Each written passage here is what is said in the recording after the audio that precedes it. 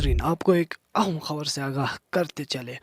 मोहतरम शेख आबिद साहब ने शेख अकबर रजाई को ये कहा था कि आप कम से कम वादा करते हैं तो इस वादे के ऊपर अमल करें, क्योंकि हाल ही में 6 महीना गुजर चुके हैं। शेख अकबर रजाई साहब ने शेख आबिद हुसैन हाफिज़ी साहब को वादा दिया था कि रेस्क्यू 112 का जो इदारा है वो खरमा में लाया जा रहा है, फिर उसका जो दफ्तर यहाँ पर बन जाएगा। शेख अकबर रजाई साहब ने मुहतरम शेख आबिद हुसैन हाफिज़ साहब से ये कहा था, मगर 6 महीने गुजर गए, अभी तक रेस्क्यू 112 का कोई भी खरमा में अता पता नहीं है। क्योंकि ये मुहतरम शेख आबिद साहब ने इमाम जुमा है तुलती का जुमे में कहा था कि शेख अकबर रजाई साहब को ये कहा है, कम से कम अगर आप वादा करते हैं तो इस वादे के ऊपर आप अमल करें, क्योंकि उलमा और आम एक सियासतदान में फ़र्क होते हैं। क्योंकि शेख अकबर रजाई सर पर एक बहुत बड़ा अमामा पहन के फिरता है। अगर आप भी वादा करके वादा खिलाफ़ी करेगा तो जो पेंट शर्ट पहनने वाले लोग हैं उसमें और आप में कोई फ़र्क नहीं है। मुहतरम शेख आबिद का कहना यह था, और लोगों को ये भी आगाह करता चले। हाल ही में खरमा में पूरे खरमा की आवाम ने फ्लोर मिल नामंजूर का एक सदा बुलंद किया था।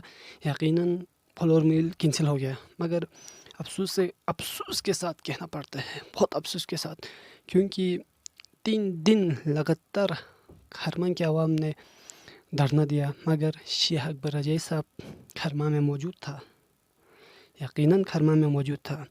मगर शेख अकबर रजाई साहब को खरमा गंदुस से तुलती गमगोह आने में कोई शायद ज़हमत हो या इसलिए नहीं आया। पहले तो जब हुकूमत में नहीं था तो शायद अपने मदरसे के अगर मदरसे के बाथरूम को अगर पानी नहीं आता तो पूरे खरमा के आवाम को रोड पर लाता था। पता नहीं क्या हो गया, कहता था जब अपोजिशन में था तो मैं इंशाल्लाह खरमा को वो दिलाऊंगा, वो हक दिलाएगा। और मैं ये भी बताता चलूँ, शेख अकबर रजाई साहब तुलती जुमा लगाने आता था, फिर उधर से वो हुकूमत के ऊपर गोलाबारी करता था, बहुत ज़्यादा, हद से ज़्यादा। ऐसे गोलाबारी करता था जैसे हुक्मरान के मुंह पर एक तमाचा मार रहा है, इस तरह ख़िताब करता था। मगर शेख आबिद हुसैन हाफिज़ी साहब ने ये कहा है, कम से कम अगर आप वादा करते हैं तो इस वादे के ऊपर अमल करें। और ये भी अर्ज़ करता चलूँ, हाल ही में फ्लोर मिल का जो इशू आया था उसमें शेख अकबर रजाई साहब ने शिरकत नहीं की। क्योंकि इसलिए शेख अकबर रजाई साहब को अपना मफाद मिल चुका है। वो मफाद परस्त पहले भी था, शायद आवाम ने पहचाना नहीं, अभी पहचाना। बहुत दुख होते हैं जब उलमा झूठ बोलते हैं, फिर पूरा खरमंग ही तबाह हो जाएगा।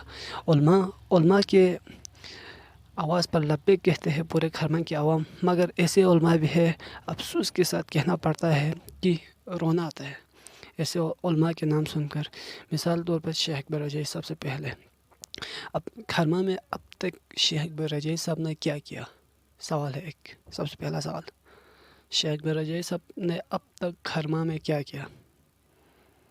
इसके बरअक्स स्पीकर गिलगित बल्तिस्तान सईद अमजद ज़ैदी साहब, क्योंकि मैं उसका ख़ास तौर पर शुक्रिया अदा करेंगे, जितने प्रोजेक्ट सईद अमजद ज़ैदी साहब ने खरमा में लाया है किसी और नुमाइंदे ने अब तक नहीं लाया है। यकीनन हम दिल से शुक्रिया अदा करते हैं स्पीकर गिलगित बल्तिस्तान सईद अमजद ज़ैदी साहब का, क्योंकि शेख अकबर रजाई साहब जब अपोजिशन में था तो वो कहता था मैं खरमा को इस मकाम पर ले जाएगा। शेख अकबर रजाई साहब ने खरमा के लिए अब तक दिया क्या? एक सवाल, सबसे पहला सवाल। और शेख अकबर रजाई की वजह से अक्सर अपने पार्टी के लोग ही MWM को छोड़ने पर आमादा हो चुका है।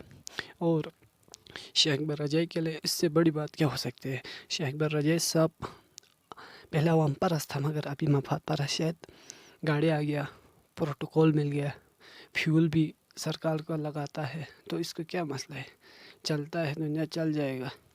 जब तक 5 साल मुकम्मल होगा उस वक़्त तक वो अपना बैंक बैलेंस भी बनाएंगे यकीनन, फिर आवाम को छोड़ देंगे।